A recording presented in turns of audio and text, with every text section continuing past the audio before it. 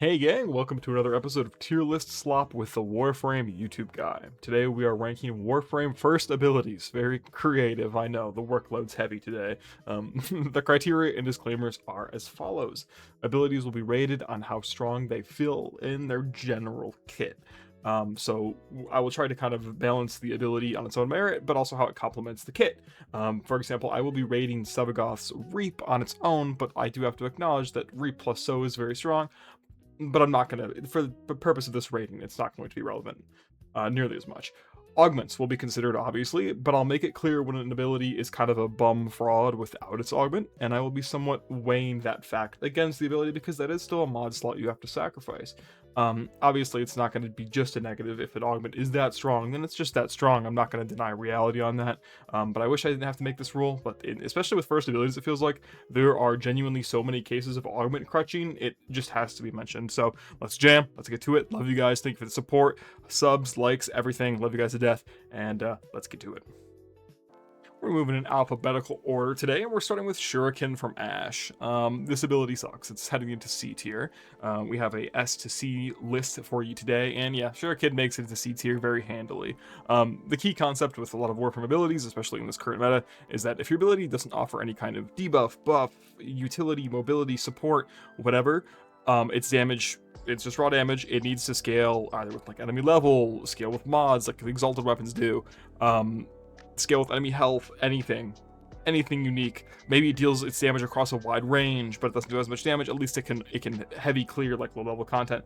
Ash's 5 Shuriken, 5 wet paper towel rolls just do nothing. This ability is ineffective. It's one of the worst abilities in the game, quite frankly, in its current state. If you want to see a very useful Ash Shuriken, I did upload a Ash rework last week, and I think that rework's incredibly good, and you should take a look at it. But I'm talking Seeking Shuriken, the augment armor. Removing armor is nice, but that's only useful. That's a mod slot that only exists when you're against half of the enemy roster that you're generally be facing, and also armor just isn't as useful as it used to be with green shards and the health changes. So overall, unfortunately, Shuriken just ends up in C tier. It is not being anywhere near saved by its augment, and yeah, you really should go check out that Ash rework that I wrote.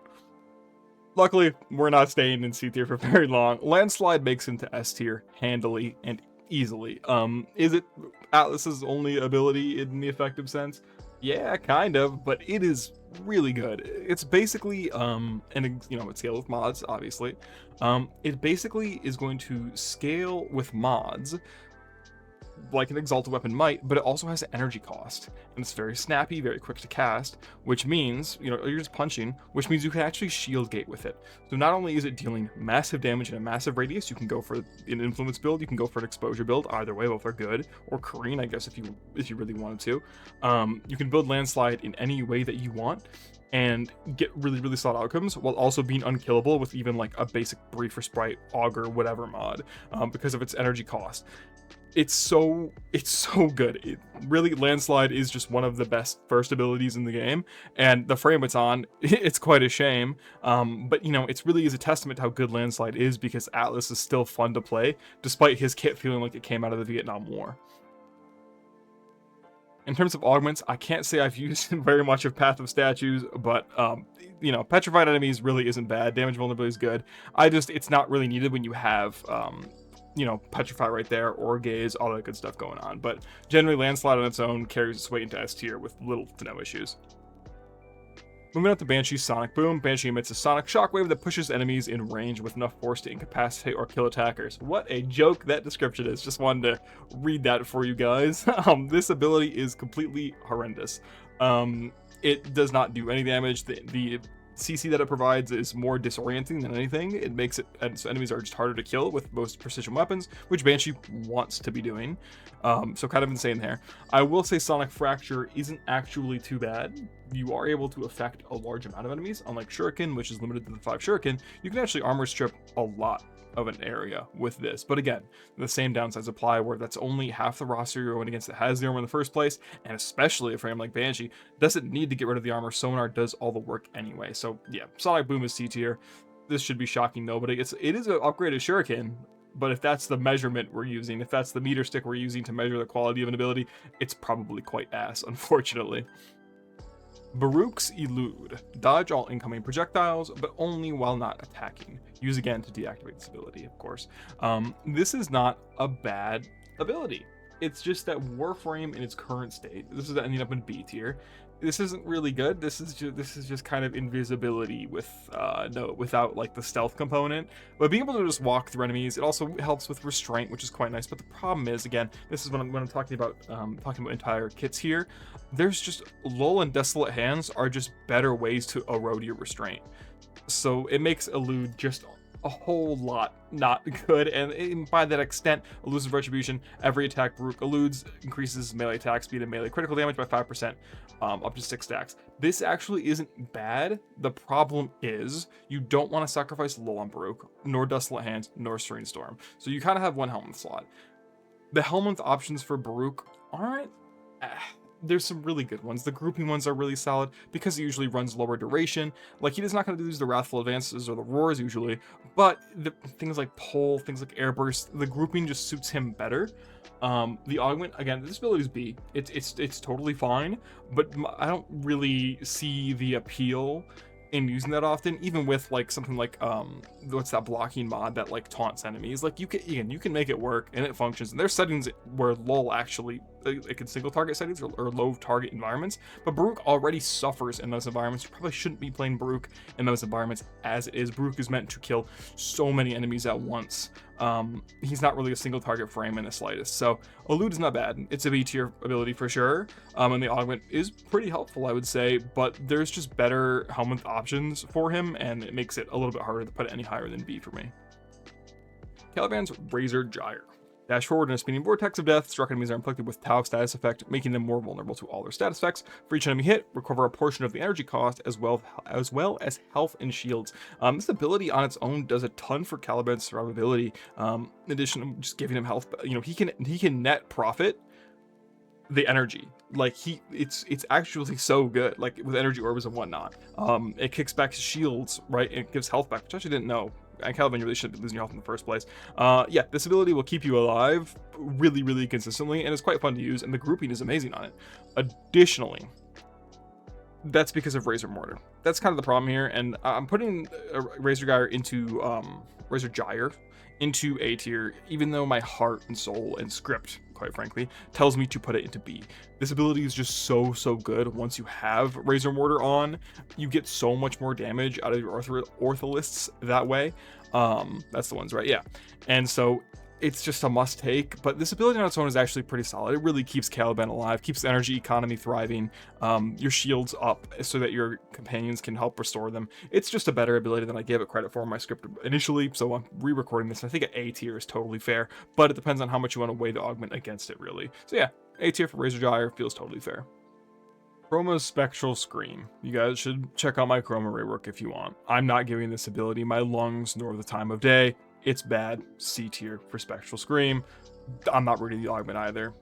Yeah, whatever. Don't waste my time. Come on. Next, Citrine's Fractured Blast. This one's going into B tier, and I think it's just a super honest, strong ability, but nothing crazy. Very balanced, solid range. The damage is not really what you take it for, but the health orb and energy orb drops just means you're gonna have a really comfortable energy economy no matter where you take her. And the wide range of effects, it's just good. It's just a good, solid ability. Equilibrium Shard or Equilibrium the mod, and Citrine is gonna be really comfy all the live long day. I think Fractured Blast is totally fine, and because usually a lot of players, even though I don't do it personally, remove Crystallize, it means Fractured Blast finds its way onto the majority of builds and can single-handedly, with a little bit of investment, keep up your entire energy economy, no problem, on an already really strong frame who could just use a little bit of extra energy to keep her abilities up. Next, we have Site09's Seek. Plant an antenna that projects a forward wave scan. Detected enemies take increased weak point damage and become visible through walls. Weapons gain punch through. Not just any amount of punch through, but like up to 20 meters with a max range build. Seek is one of my favorite abilities in the entire game, but I will be placing it in A tier. I can acknowledge that it's very good, but it's nowhere near some of the best abilities in the game, especially in the ability 1 slot. Seek just feels amazing. Being able to... This ability single-handedly makes Site09 a viable sniper. Like, sniping in Warframe is very difficult to do. A lot of the maps just aren't made for it. Some of the new ones you can argue, but there's usually so many enemies. But Sight's kit is so beautifully made, and Seek is about 50% of that, really. In terms of making a sniper actually feel viable. Oh, the maps can feel kind of clunky, right? Oh, let's just make it so he can shoot through 20 meters of concrete, actually, and see through walls. Let's just do that. Oh, okay, yeah, sure. Seek is one of my favorite abilities in the game. It is incredibly strong. It gives you additional damage as well. All the utility and additional upfront damage that you could want out of a frame like Sight. Absolutely love it to death. And the entire aesthetic of like highlighting enemies' heads, right, with both of your colors you have equipped to look a real thermal scope. Like, I absolutely love Seek. Amazing ability, super fun to use, and it's part of just an amazing Warframe overall. The Goth's Weird Scythes. Weird scythes surround Dagoth and seek out nearby enemies. Those struck are slowed and suffer viral damage with a guaranteed status effect. The scythes also spread doom and extend its duration. This is not a bad ability at all. It's a very quick, snappy ability, meaning stuff like shield gating, arcane concentration, which is something I do run on my Dagoth build. It's super fun. It's also super clean looking. It's, I would say, disproportionately stronger on melee builds. As you can see, I just bought her skin for Lunar New Year, and I haven't gotten her out of the fashion frame quite yet.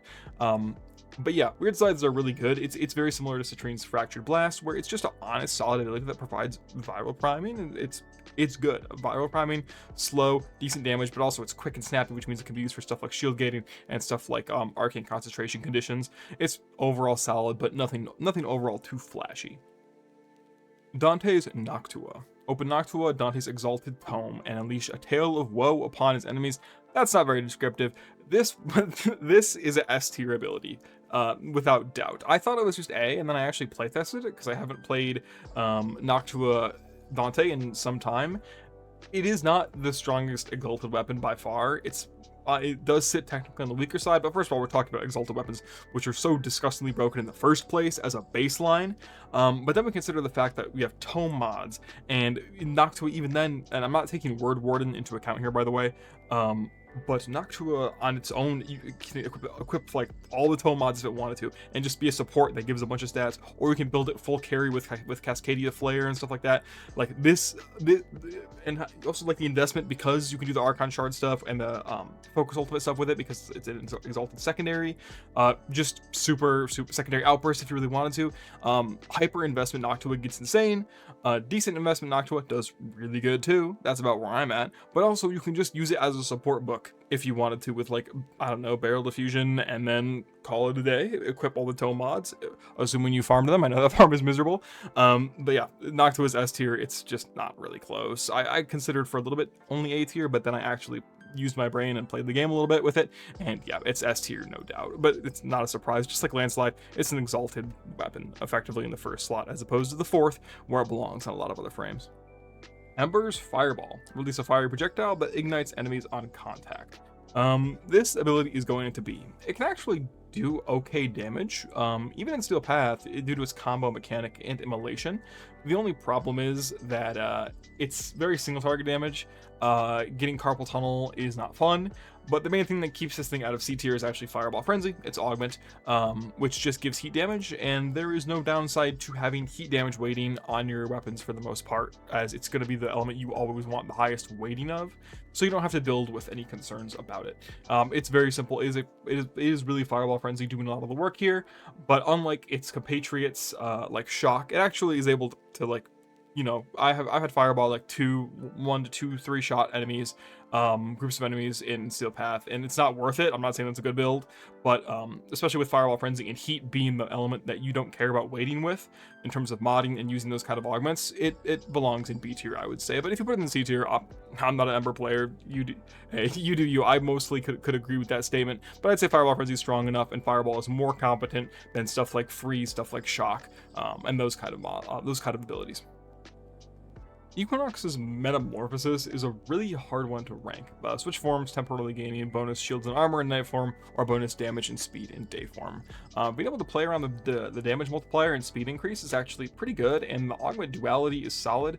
I'm going to pop this one into B tier, although I will say that rating this one is almost useless because it's just such a weird part of Equinox's kit.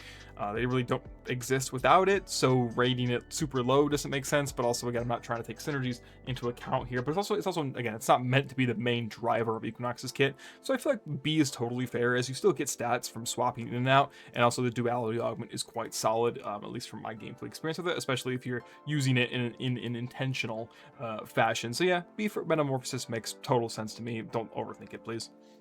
Excalibur's Slash Dash. Slash and dash through enemies alongside a Radial Spectre. The powerful exalted slashes inflict slash status. Lots of slashing going on there.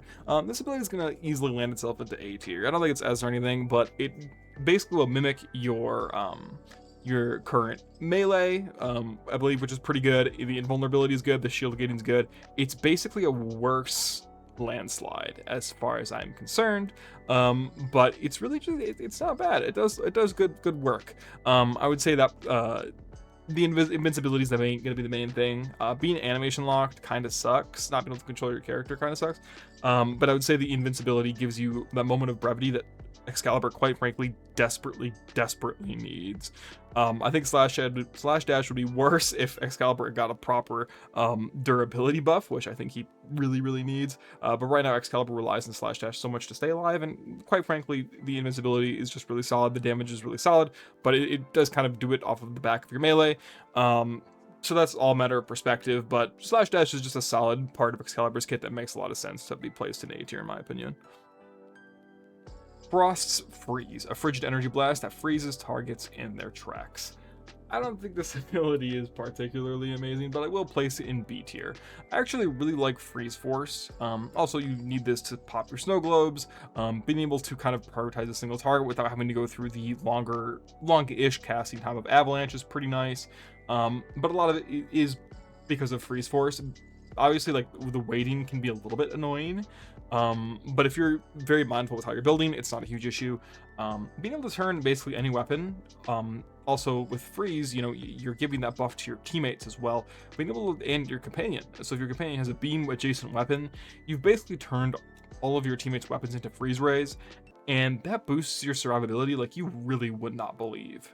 When enemies cannot fight back on a consistent basis, you live a whole lot longer than you would expect. So for that reason, I'm putting Freeze in B, but it is quite heavily carried by its augment Freeze Force. Also, it's additional damage, which no one's going to complain about. Gara's Shattered Lash. Lash out with a stream of shattered glass or hold for an arcing strike. Stats are boosted by the equipped mods on Shattered Lash. So yeah, this is an exalted weapon effectively. In the first slot, it's going in S. There's no debate. Insane range over insane damage. Insanely easy. Shield gating, even though Gara doesn't need it. This ability is just beyond broken. It's so strong. The only thing I wish they would do at some point is buff the puncture version to do like insane single target damage or something, or give it like some form of utility. I don't know. It's part of an ability, and I think it'd be cool if it was useful. But yeah, Shattered Lash is S tier. It's Z tier. This thing is so goddamn broken. It is there is second to basically none. We'll talk about an ability that's fairly close. But yeah, I love Shattered Lash to death. Super strong ability. Garuda's Dread Mirror. Rip the life force from an enemy and use it as a shield that captures damage. This kills significantly weakened enemies instantly.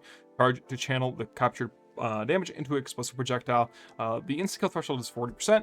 This ability goes into S tier very undoubtedly. Now, I'd say that this is one of the skills that requires a little bit more, or abilities that requires a little bit more skill to use properly. But even the person who's just picked up Garuda, I would say after maybe like a couple survival missions, would figure out how to get like 80% out of Dread Mirror. This ability is so strong.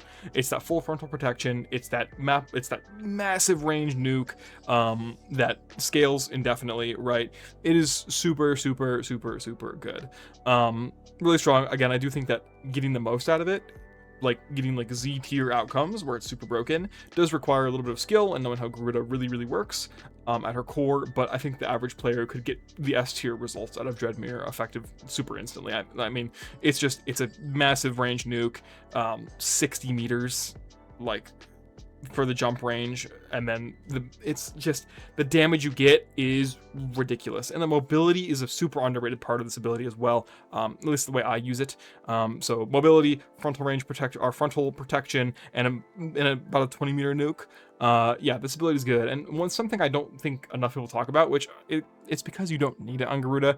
I've built a whole build around Dread Ward, but especially with Arcane Concentration, this build might even be a little bit better. Basically, become unkillable for 8 seconds when Dread Mirror kills a target by ripping its life force. So that means it has to hit that execution threshold at 40%. That is the most annoying part. And also unkillable means that you sit at 2 health. It's not like Revenant Mesmer's game where you sit there invincible. But overall, I think that augment is actually really good if you build around it, but Garuda just doesn't really need it to survive. But if you decide to go for it, it's never going to count against the ability. It's just an option you have to play more Garuda, more playstyle options for. So yeah, Dread Mirror is S tier, and it's just not even close. Amazing ability, love it to death. And love Garuda's kit almost as much as I love Sights, really. Gauss's Mock Rush. Burst into a hyper sprint, bowling over enemies and charging the battery. Crashing into solid objects generates a powerful shockwave. Hold to rush continuously. Mock Rush is going into A tier. Gauss is one of the single best, if not the single best, solo frames in the game. And Mock Rush is just probably his weakest ability, unfortunately. It's very, very fun. It's A tier. It's still very good. It's an incredibly competent battery builder, super low energy cost, very easy to use, insane mobility. In terms of the utility this brings to executing Gauss's full playstyle, Mock Rush is invaluable, and I would really never want to remove it, especially because due to Aegis and his passive, you can afford to take kinetic plating off. But yeah, Mock Rush in terms of just barreling around. Again, I will say the efficacy of it varies from tile set to tile set, but the better the Gauss player, the amount of maps that are bad for Mock Rush really shrinks as you get better and better at using Gauss effectively and his Mock Rush. So yeah, super effective. Both the hold and the tap cast are incredibly valuable, and yeah, I love Mock Rush to death. It's an incredibly strong ability, though I will say it's definitely Gauss's weakest, but that's more of a testament to how strong Gauss is and not a testament to how weak Mock Rush is. It's really, really strong and still belongs in A tier. In terms of the augments, Mock Crash, it's fine. It's whatever. The problem is you can already group with Thermal Sunder, and so I would say the augment is just almost never worth taking. But if you're going to melee build, I could see a world where the snappiness of Mock Crash is better than the casting time of Thermal Sunders in order to group the enemies. But keep in mind that also strips armor too, so I don't know, up to you. Obviously have fun, whichever way you want. But yeah, Mock Rush is A tier, very, very strong, love it to death, and just one of the best feeling abilities to pilot. Grendel's Feast. Swallow enemies whole and store them in Grendel's gut. Hold to vomit out stored enemies, covering them in toxic bile. Oh man. Unfortunately, I just don't think this ability is all that great. Now, it is also key to Grendel's kit, so it's going to make an B in the same way that Metamorphosis does. And a lot of my criticisms with Feast aren't really with Feast, because Feast is actually super strong. It's able to just rip enemies off the map and turn them into Grendel's kit. The problem is that Grendel's kit is quite inhibited in what it actually wants to do. And that's not really Feast's fault, right? The damage is fine. But I just don't think this ability is super good, and it's really Grendel's fault, not Feast's fault. I hope a rework comes to Grendel at some point, but overall, Feast is a B tier ability. It's solid, it works, and it can take annoying-ass enemies off the map just by looking in their direction. So, not so bad in that regard. Looking at the augment, Gormand. Feast augment, instead of energy, consumes 200 off my cast. Glutton grants additional armor. I don't think this is particularly amazing. I wouldn't say it's worth the mod slot. Just because Grendel has Nourish, so energy is not a huge concern. I don't really know what this augment aims to do. It seems a little bit outdated in terms of like what augments really should be doing for Warframes, but I don't think it's bad or anything. I wouldn't weigh it against the ability, but I also wouldn't weigh it for it, so B tier seems about right. Gyre's Arc Sphere. Launch a gyratory sphere that will deal high damage on impact. Okay, buddy. And periodically deals electrical shocks to nearby enemies. Hit multiple enemies at once with the initial launch to enhance damage. I didn't even know that was a thing. That was hit multiple enemies at once. I didn't know that was a thing. Anyway, this ability is fine on its own, but it's really with the Conductive Sphere where it gets a lot. Guaranteed electric procs, a ton of extra damage, and it's really fun and interactive to use as well, I would say. I'm gonna put it in B tier. It is quite crushed by the augment, but it's a fun ability to use. It can get a lot of damage through Gyre's passive, which is really strong, which makes me lean towards A tier potentially, but I would say that this ability just, it's not really what makes Gyre super strong, but weapon platform, Gyre really benefits from the extra damage from Conductive Sphere, and I think it's super, super, super, super strong. They guaranteed electric proc, the extra damage, super easy to build for, and super interactive and fun to use to actually have to place that arc sphere down, shoot through it, and kind of move around. It forces you to play, like I mentioned, a lot more active, and I think that's really enjoyable and fun to execute. So yeah, I think B tier feels totally fine. Harrow's Condemn. Cast a wave of energy that chains enemies where they stand. Each enemy held reinforces Harrow's shields. This ability is going to go pretty swiftly into A tier. I think Condemn is really, really good. And if survivability wasn't such a non-issue at the moment for the majority of frames, I would put it in S.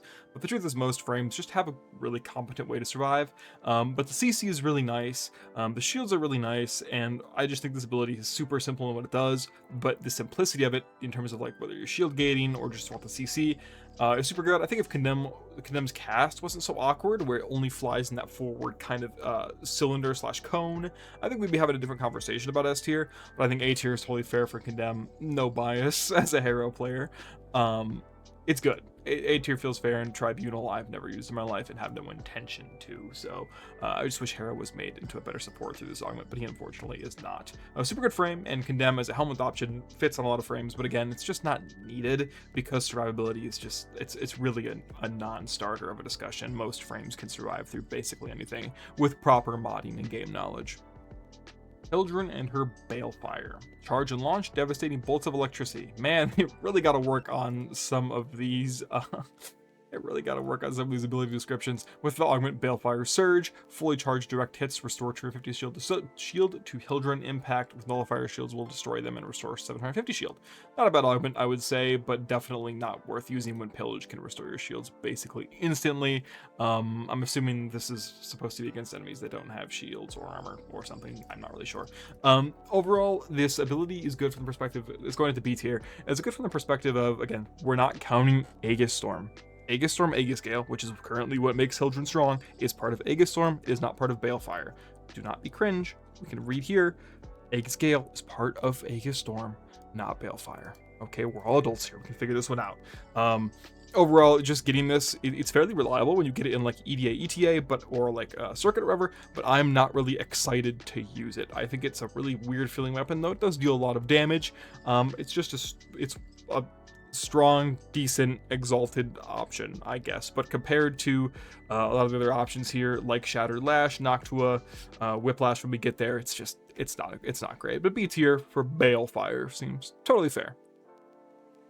Hydroid's Tempest Barrage. Summon a Tempest to rain down on a target area. These ability descriptions are just getting better and better. This will deal corrosive procs, and then with the augment will deal viral procs. This one's going into S tier. I really think Hydroid's Tempest Barrage, it's not really underrated anymore. A lot of players have really picked up onto it. But yeah, being able to prime enemies, and if you have shards, you can full strip and full prime viral and corrosive. Like, in seconds with this, any kind of, even if you don't have the grouping for it, which if you have the grouping, it's even more broken, and you can group through weapons nowadays. It's 2026. Even if you don't have it, it doesn't really matter. The damage is decent, but it's mainly the viral and the corrosive status that just so easily apply in a pretty decent radius. Tempest Barrage is S tier, really without question. It's a helmet option as well, which means the amount of builds you can kind of run it in and get mileage out of is there's just more options. So yeah, Tempest Barrage is insane, but mainly with the augment in mind, it becomes such a complete ability, and it's really strong. Recommend it as a helmet option. Getting the second Hydroid should be pretty easy for most of you guys. Looking at Inaros' Desiccation, blast enemies with a wave of cursed sand that blinds them and steals their health. I just don't think this ability is that great. It's going into C tier. I think the Desiccation's cursed cat stuff is fun, but it's way better on frames that aren't Inaros, and Inaros already gets cats through Scarab Swarm. So I just don't think this ability is very good. The healing's fine, the finishers are fine, but Sandstorm does melee stuff with its grouping and healing just better. So yeah, Desiccation doesn't really have a place. It's good, it's fun. In a different Warframe, it would be a lot better. And I do think it's a fun ability to use, and the cats are awesome. But overall, I just don't think it's that good. I'm gonna put it into C tier, though I don't think it's explicitly like that bad. It just doesn't. I can't warrant putting it in B tier with some of the other B tiers I've placed here. Mandatory reminder that I am an Ivara player. Okay, I know what I'm talking about here when it comes to Quiver, and I'm putting it into C tier.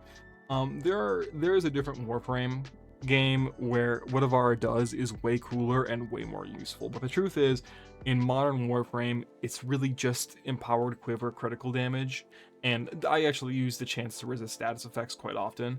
Um, there isn't really much of a point to the noise arrow anymore. The stealth bubble is cool, and I'll use it in some content, but not because I think it's good, but because I think it's fun.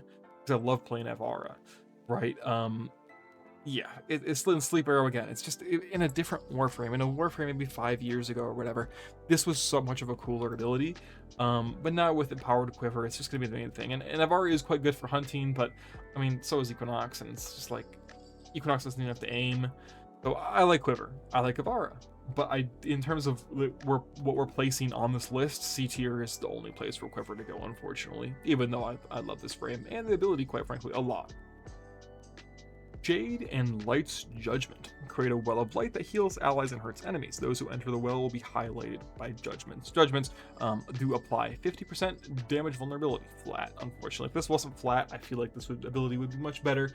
But it's really not. I would put it into A. I really don't think it's bad. Okay damage per second. It allows for the alt fire with Glory on high. Which, like, I'm not going to weigh too heavily here, but still decent. 50% damage vulnerability flat is just really good. The range is really solid. The duration, feels healthy. You can have 5 of them out at once. I really wish the health was not percent based. I will say that. I like that it's unique because not a lot of abilities do heal percent per second.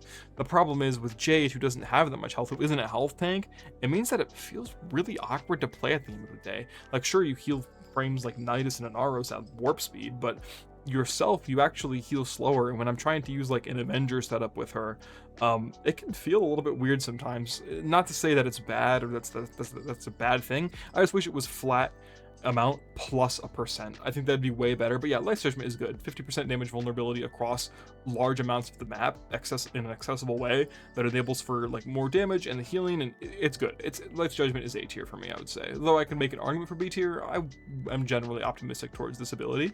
And that includes Jade's Judgment, which I think is so fun. This is one of the most fun augments in the game. And for rating augments and how well I think they're designed as an augment, Jade's Judgment makes it into S, Z tier, whatever. I love the Jade Light Beams. I'm not saying they're good, but they are really fun. So that helps place it into A for me personally.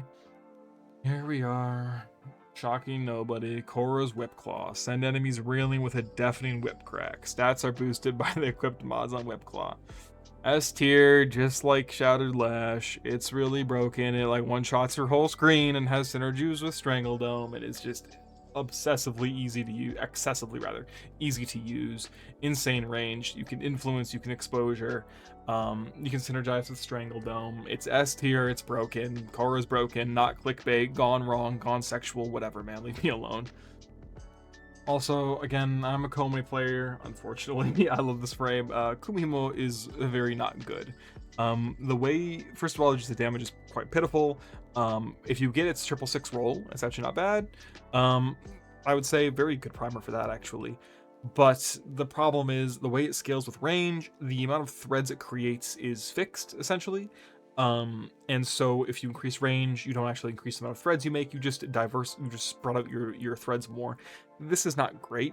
And the traps are also anti-synergistic with her kit because her ultimate Bunraku, which you're going to want to use very frequently, roots the enemies in place so they can't trip the Kumihimo wires. Really weirdly designed ability, and it's part of why Komei feels a little bit rushed, even though aesthetically it's so cool. The kit just doesn't promote it all that great. It's really not bad. Yeah, the threads are cool, and I think the 666 roll alone makes it pretty worth using, and I do use it, as you can see, in my Evade Komei build, but I really don't think it's very good. C tier for Kumihimo feels totally fair. Please don't bother me in the comments. Kalervo's Wrathful Advance in S tier is gonna shock nobody. Just getting that much flat melee critical chance and having a freestyle teleport, it's just like, okay, it's just a perfect ability. It does so much. And the fact that, again, it allows so much mobility out of Kalervo, it is just disgusting. And the amount of damage it gives. Wrathful Advance gives so many melee weapons a second lease at life when they normally wouldn't have the stats to compete, and you get the aura farming S teleport. I don't know what else you could possibly want out of an ability, but Wrathful Advance just absolutely does it all, and I love to death its Kaleros Helmet as well, making it even stronger on other frames, or not even stronger, it can help other frames. Wrathful Advance is more of a helping hand that makes other frames, especially melee ones, feel better to play. Obviously, it's way stronger on Kalervo himself, but it is nice that Kalervo is willing to be so kind as to give the charity of Wrathful Advance to other frames. Lavos' Ophidian Bite. Last shot with the Toxic Serpentine Strike, consuming the target to heal Lavos. Obviously, this allows Lavos to imbue Toxin, which is like really broken, but that's like Lavos' kit doing something. The augment Swift Bite, reducing Lavos' cooldown, is really good. Also gives 30% additional ability range. Ophidian Bite, I think, again, I'm not super experienced with Lavos, but I can put it in B tier pretty comfortably. There, you can make the case for A tier, but that relies on a lot of like understanding Lavos' kit and what Swift Bite does. On its own, I just don't think it's that good, and it's a little bit crutched. Again, Ophidian Bite with Lavos is like A, because again, it gives Lavos the ability to do his toxin stuff, to reduce his cooldowns, which are his main gimmick. But on its own, Ophidian Bite, I think B is totally fair if you were to put it on any other Warframe, which I think that's totally fair. I think Lavos players will get kind of pissed at that, but you have to see where I'm coming from, and you're a Lavos player, so I know you're intellectual, and I know you can see what I'm saying here. Limbo's Banish. It's not very good. If you want to do limbo stuff, like if you want to banish a target to keep him safe, totally fair. If you're doing, again, limbo is also very much a kind of sum of his parts kind of situation, but I'm going to put it in C tier. I think on its own, you can achieve the goals of banish much easier with almost anything else. But I do think with Rift Haven it can do a lot, but I'm not going to sit here and pretend that the average player is going to take a banish on anyone else besides limbo, and it's not a lot of players even take banish off of limbo, so don't even get me started, please. I know I have a lot of limbo players in my audience, but just understand limbo is very much a sum of his parts frame, and banish on its own is not very strong, even with Rift Haven keeping allies within it very, very alive. 25% of their maximum health restored every second is an insane amount, but I don't see it worth taking on almost any frame, so sorry. C tier. Loki's Decoy. Loki deploys a holographic copy of himself that draws enemy fire and absorbs a portion of enemy health and shields.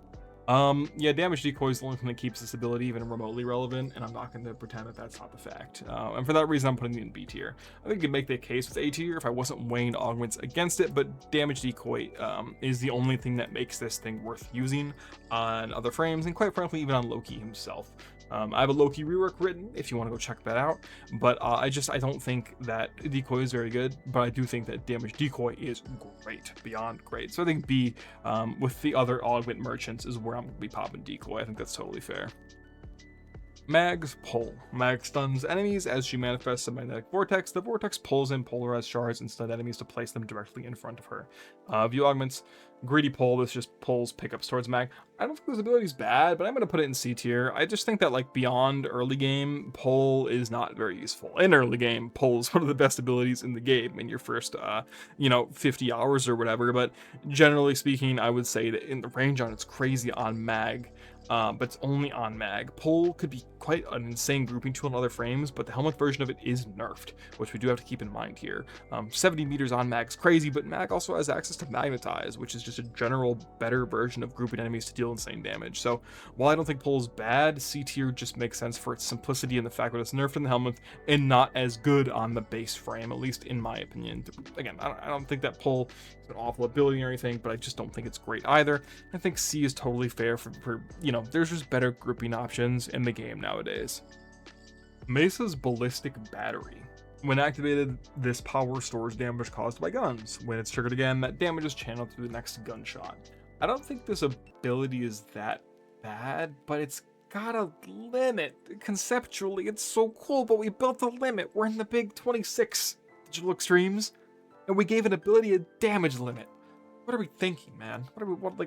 We gave it a limit. Anyway, increased damage by 1%, and also Ballistic Bullseye, which gives that critical chance, final critical chance, by the way, which is very strong. It's good. It's going in C tier. I don't care. But the Cedo Glaive synergy is really good, and there's probably other weapons where Ballistic Battery is quite good. Again, that flat crit chance, that's a lot of flat crit chance. This build doesn't even have that much strength on it. 50 at base is quite decent. but the buffer limit makes it just not. Again, I think Ballistic Battery has serious potential in its terms of its design, but it's got some outdated elements that put it in C tier for me. But again, Ballistic Bullseye with our Ballistic Battery with the Augment Ballistic Bullseye, it's not bad. And if you're building a weapon around it, you could seriously make it work. But C tier is where I have to put it, totally, just for having that limit alone, really. Mirage's Hall of Mirrors. Mirage creates an entourage of doppelgangers to confuse and distract the enemy, and Hall of Malevolence just gives you more damage the more damage you deal, or the more takedowns you get, the more kills you get. Hall of Mirrors is going into S tier. This is just one of the reasons, besides Eclipse, that Mirage has so much damage. She just deals so much of it, and it makes, with melees it's even stronger, with AoE weapons it's even stronger. You put a little bit of heavy caliber on there for the lack of accuracy, and you were able to spread your damage far and wide through the multiverse. Hall of Mirrors is super good, and I don't think anyone's going to be shocked by this. Just the amount of damage you get from all of your sources now is increased, and it's really good. Is it very upfront more damage? Yes, but it's part of what makes Mirage so good, especially with certain weapons, whether you're talking like something like the Ogress, the Simulor, or certain melee options. Hall of Mirrors is just super good in terms of giving a ton of damage and a little bit more damage spread when you intentionally mod for it. Next, we have Necros's Soul Punch. A blow so powerful it turns the enemy's very soul into a deadly projectile. Okay, man. Enemies that survive the blow are marked for harvest and become one of Necros's Shadows of the Dead if killed while marked. This ability is going to C for a variety of reasons. First of all, I'm convinced that this ability is why Shadows of the Dead has an entire cinematic's worth of casting time, is because they want you to use Soul Punch to refresh your shadows. I'm not doing all that. It should really be incentivized more. Maybe when you get a fresh shadow from Soul Punch, their stats are amped or something. I don't know. It's not enough. The augment that lets you res, Soul Survivor, I think is actually pretty fun, and I wish it didn't take up a whole mod slot. Wish this was X-list or something, but then I would actually totally take it. In EDA, ETA, I have some teammates that like to go down, so I think it'd be quite useful. But yeah, Soul Punch is not very good. Obviously, like being able to refresh your Shadows of the Dead is nice, but Soul Punch just doesn't hit enough enemies. I think if Soul Punch was a wider area that it hit in a cone or something, and from there you could keep refreshing shadows, that would be one thing. But in my opinion, it's just not great. I don't think it's bad per se. It's just like Shadows of the Dead having an awful cast time is the reason this ability is worth using. But Necros really likes having the Helmeth slot there, and he's definitely not going to get rid of Terrafire or Desecrate. So Soul Punch is the logical option, and I think this ability, with some small changes, would become really worth using. But in its current state, I don't particularly find it too great, especially with the pitiful damage. The Marked for Harvest mechanic is quite cool, but again, I just don't think it's worth using. C tier. Nesha's Firewalker blades a trail of flame, scorching enemies and cleansing allies. Teleporting blasts the landing area with a ring of fire.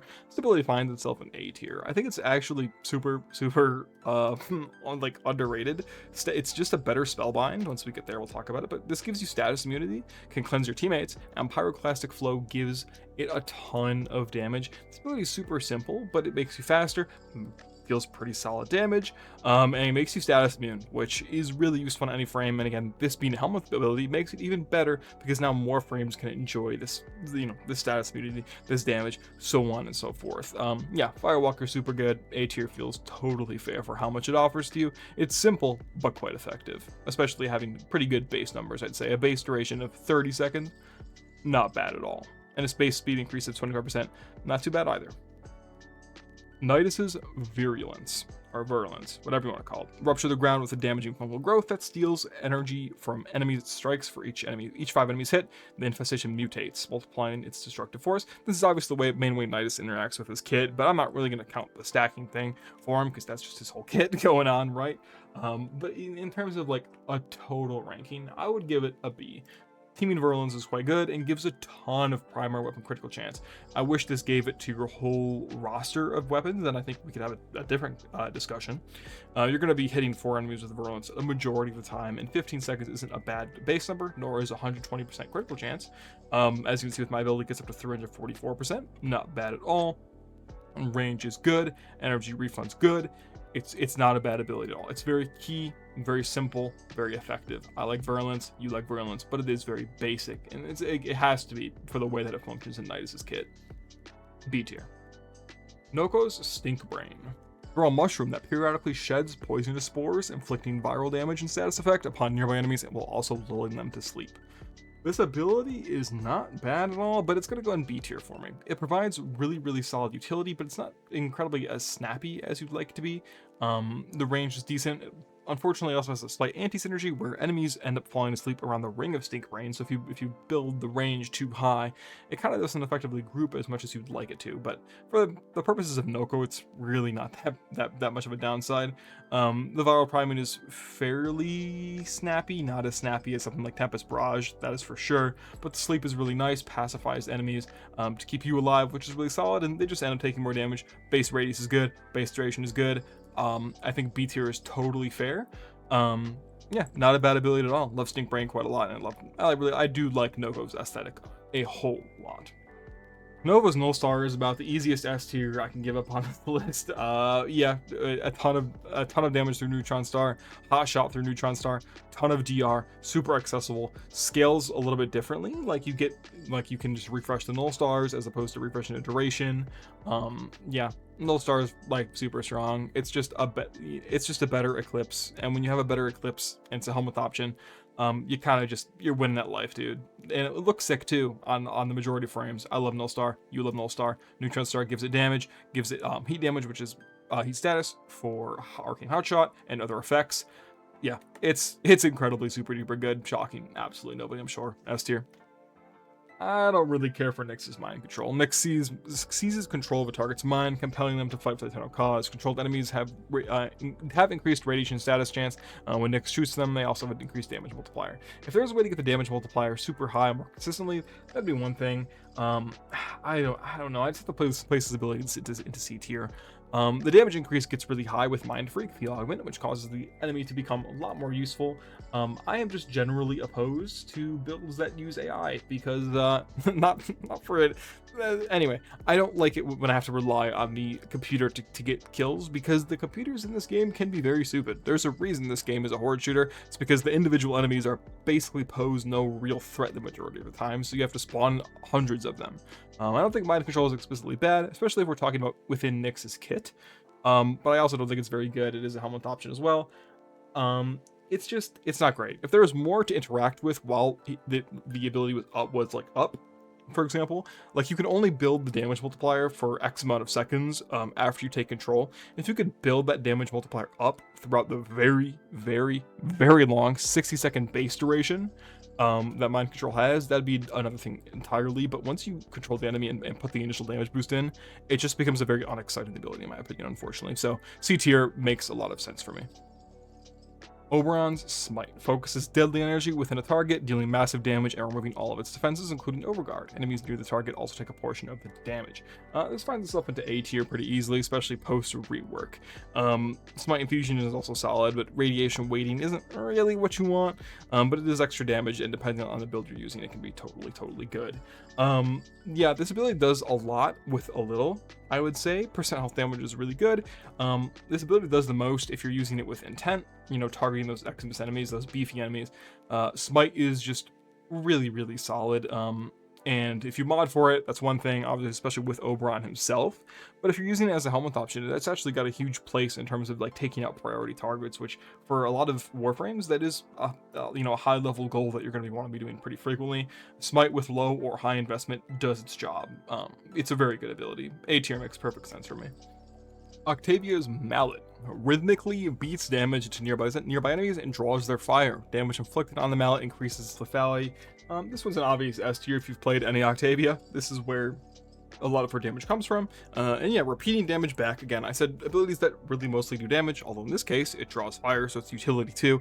Abilities that deal damage ideally need to deal damage in a way that is unique. In this case, it's dealing enemies damage back at them, and because the enemy's damage scales quite hard, yeah, Mallet's going to be really good, and it's also just, it's damn near AFK friendly, so Mallet is super good, and Partition Mallet allows you to kind of spread that damage in a more tactical sense by giving you 2 Mallets, but the range is only reduced by 20%, so super good. And Octavia, it's most of the reason why Octavia is absolutely insane, though she's got a lot of other things going on. In terms of damage, Mallet is where a lot of it's going to come from in terms of her abilities. Super good ability, S tier. Araxia's Mercy's Kiss.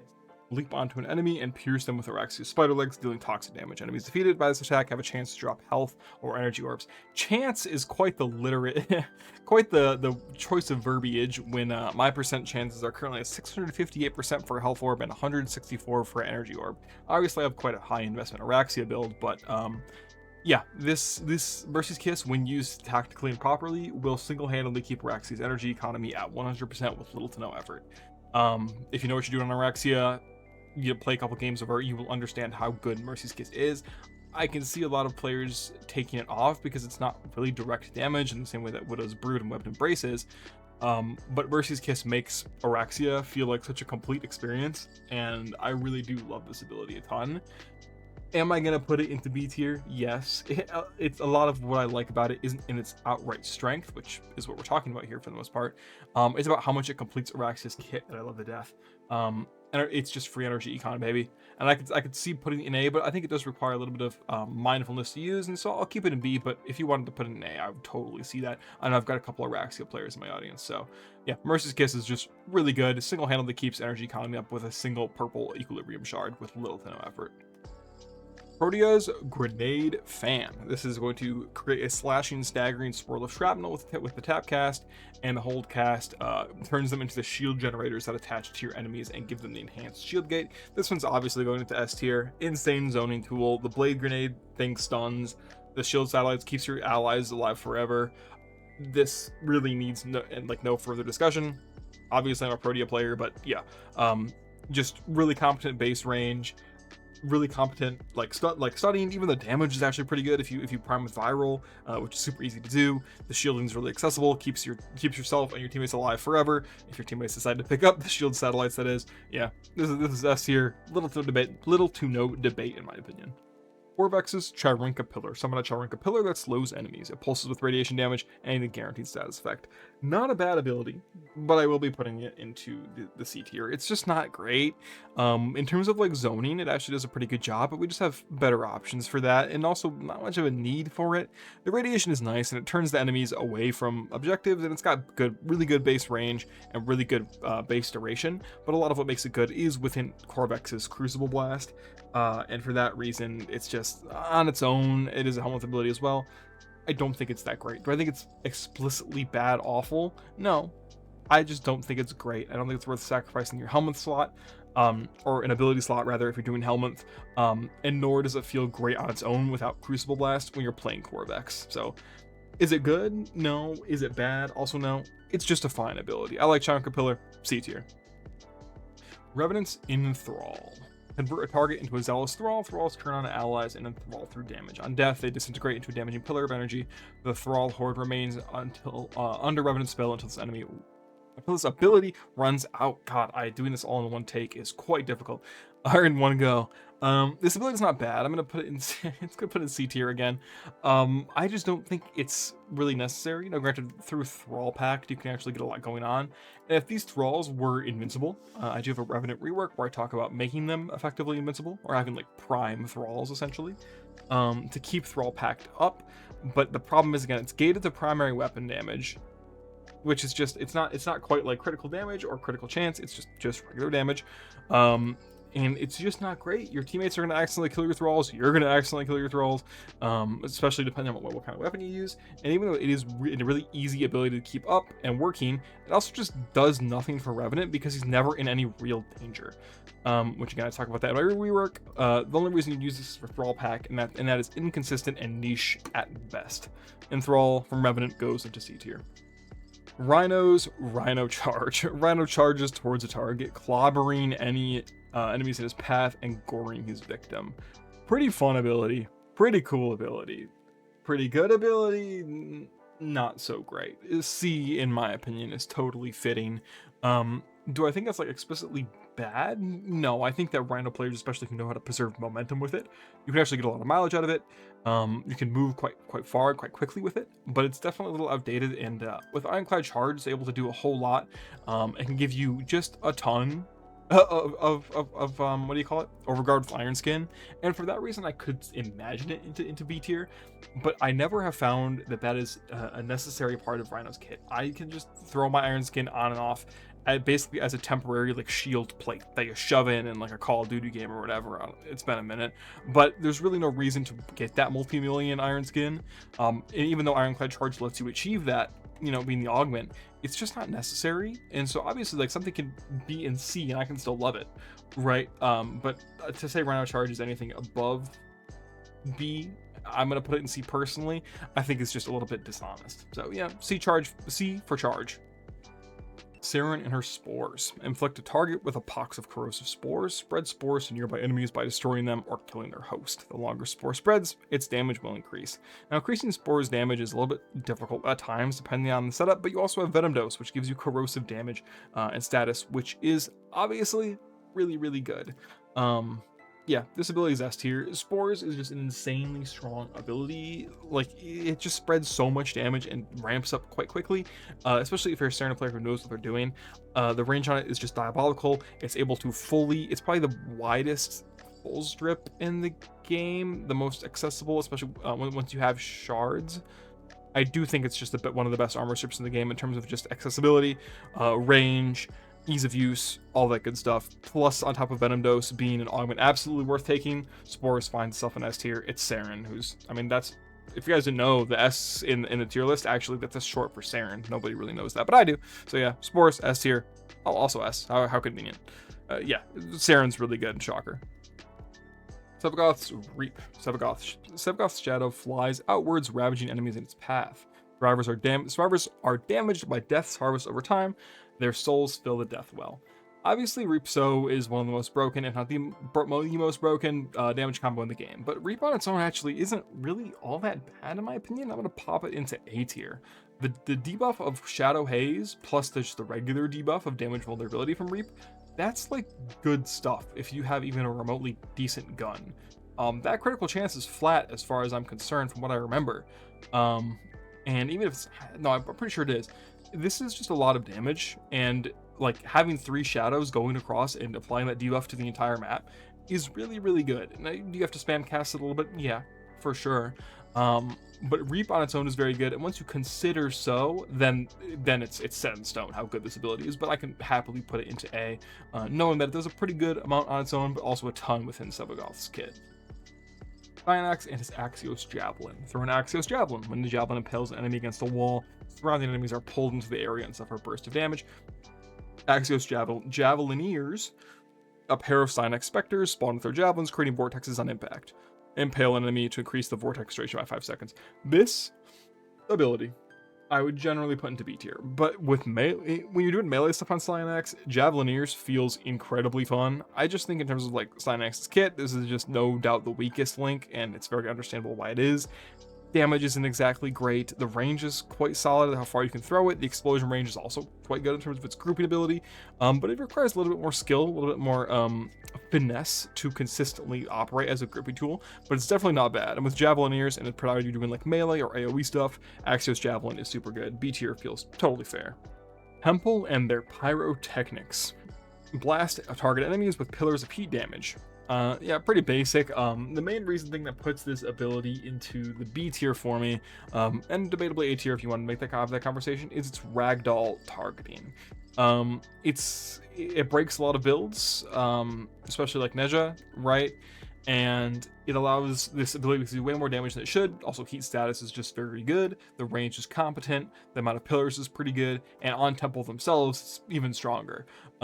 Is it just raw damage? Yes, but again, it has some sort of gimmick around it. Again, it's heat damage and heat status, which are very, very, very good. One of the best in the game, especially for a single element. But also it has some funky ragdoll hitbox targeting that allows it to be even stronger. So I'm not going to pretend this ability is strong purely on its own merits, but it's definitely fun to use and feels good to use. And the results you get from it, especially when you're using it in a build intentionally, very, very strong ability, but B tier for me. Obviously A tier or even S tier in the builds where it's really strong, but generally speaking, as just a Helminth, it's going to go into B tier for me. Titania's Spellbind. Enemies fumble their weapons as they are whisked into the air. Nearby allies become immune to status effects, hold the ability to cast immunity onto Titania. Status immunity, not bad. CC, not too bad. Helping your teammates, not too bad at all. The problem is this is just a weaker Firewalker in terms of if we're providing these are both helmet options.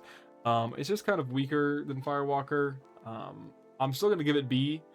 I think that's totally fair. The status immunity is nice. It's accessible. It's easy to use. And the fact that you can give it to your teammates without really having to do any serious targeting is super duper nice. And Spellbound Harvest, which hitting at least 4 enemies with Spellbind grants Titania energy and gives additional range to the ability. I wouldn't really use Spellbound Harvest. Usually Titania or other frames just don't have energy econ issues like we used to. But a B for this ability, as it does something that's quite useful. Feels totally fair, but if you want to put it in C, I'm not going to argue with that at all. Trinity's Well of Life.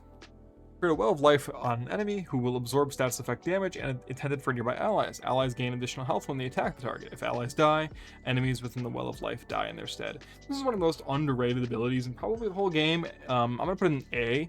Now, granted, Warframe not being difficult is a huge reason why this ability is so meh.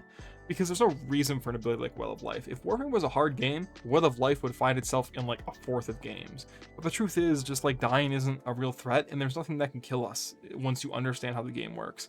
But the lifesteal is great, the res is great, the range on it is amazing. 100 base meters of range. 20 seconds duration base isn't like amazing.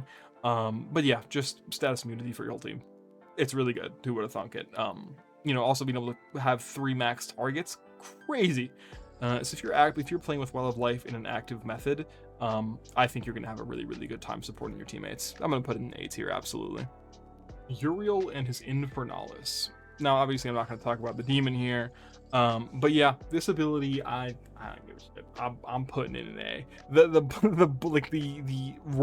dodge roll flying is just so fun. It's got a nice base duration. Setting enemies on fire deals like pretty considerable damage actually, and it sets your demons on fire as well, which is more damage, especially through your 3.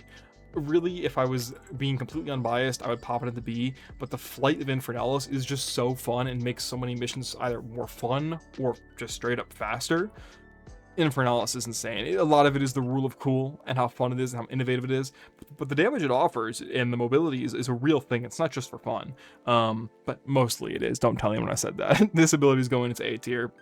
Bite me, I don't care. Valkyr's Ripline.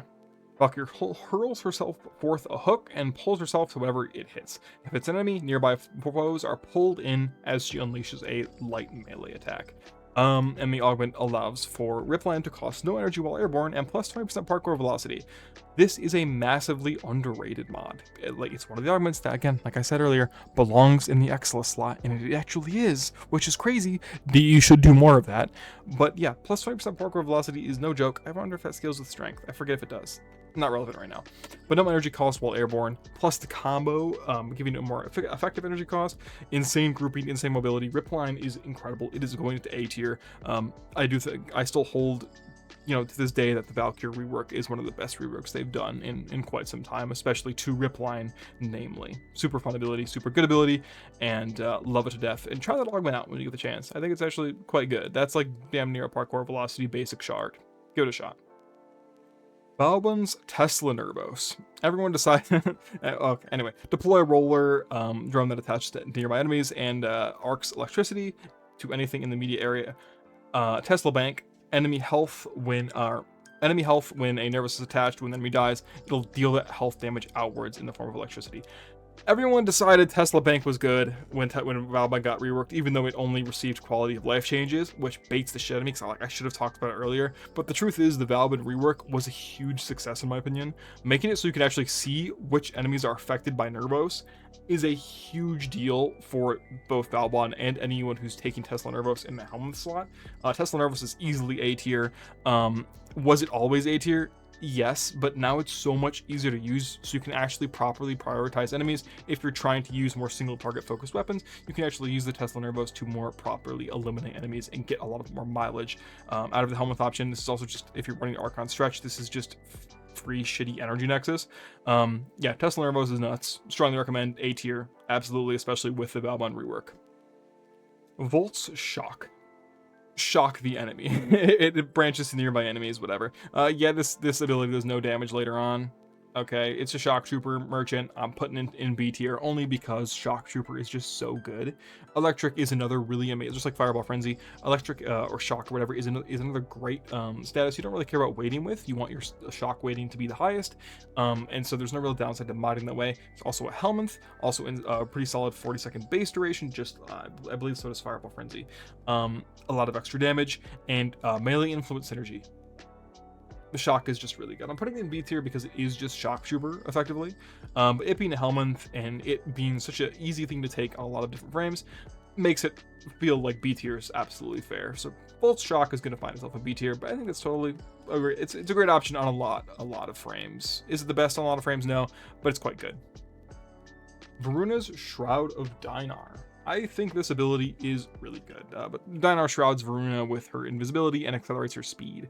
Invisibility ends when Varuna attacks. For a short time after invisibility ends, melee attacks have increased critical damage, status chance, and critical chance, and inflict slash status on enemies. And this also has like the parkour velocity passive, but we're not going to talk about that. So I do wish that the increased status and critical chance scaled. I think that'd be really cool, but overall I'm still gonna pop this ability into B tier. I think it's great. With the augment, it's probably A, but that's also Fangs of Raksh. That's not, or Rosh, whatever. That's not really Shroud, so I'm gonna put this in B comfortably.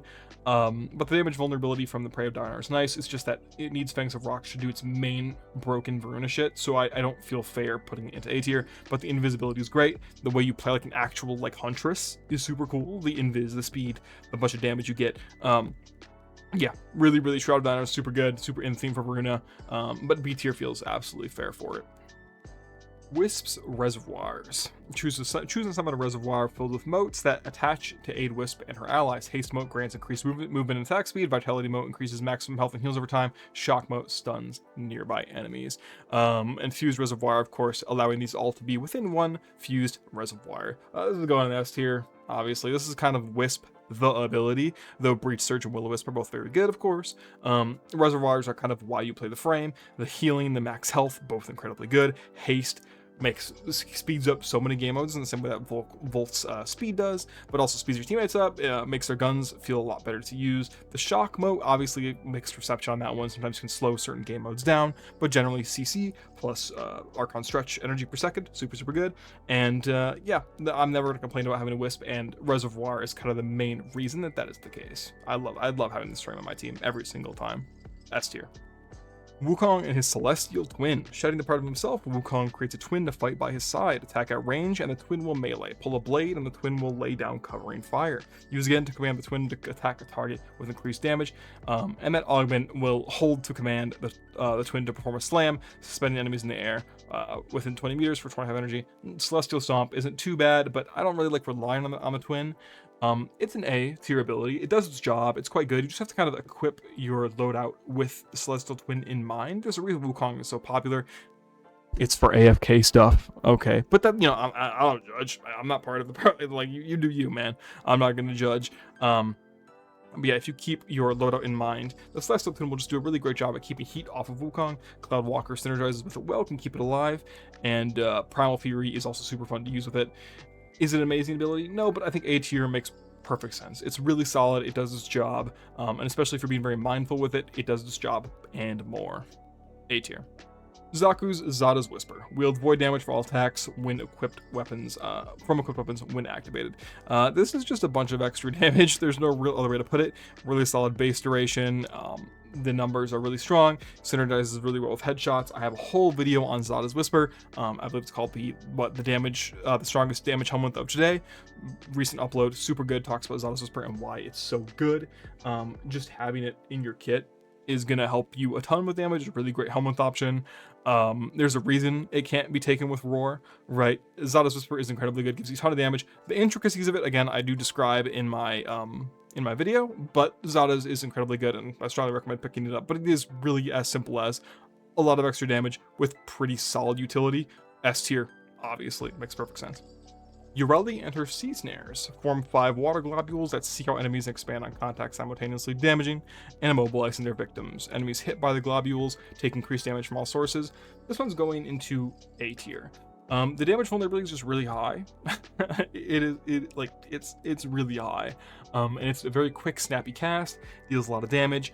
I do wish it was a little bit better, but the range is just really competent. I do wish the sea snares weren't limited in the amount that they could provide, but overall, just not bad. It's very easy to spam cast. I could see the case for B, but usually, like, killing like 5 enemies per cast essentially, and like your damage is already kind of high.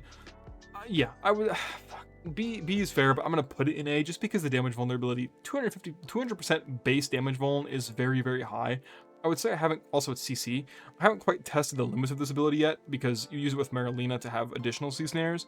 The sea snares the limit by having only 5 globules. I wish that scaled with range. I think that would be really good instead of fixing it to 5.